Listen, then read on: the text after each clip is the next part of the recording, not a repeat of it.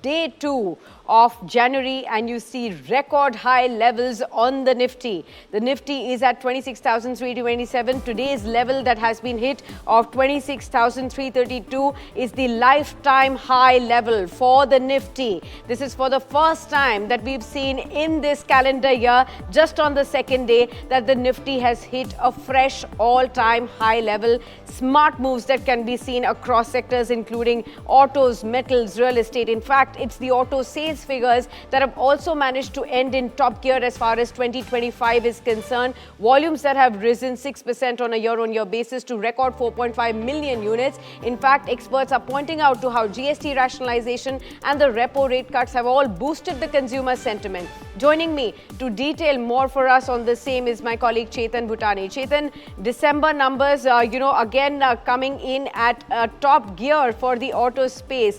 We do know that September end is when the GST cuts were announced. All through October, November and December, we have seen that push coming in. What are we seeing as far as the numbers are concerned? How are the companies reporting these numbers?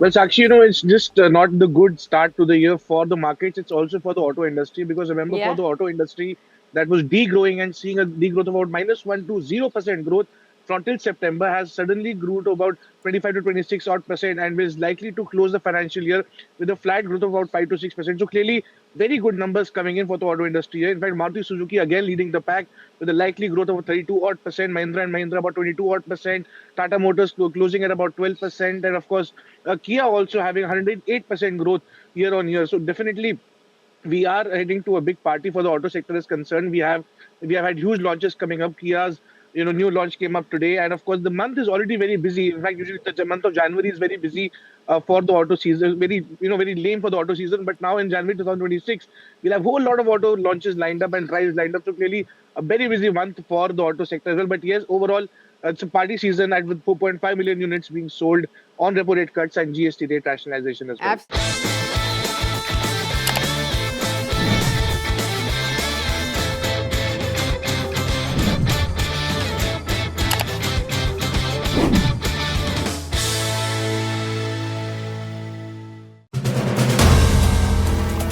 If you like the video, do like, comment, share and subscribe.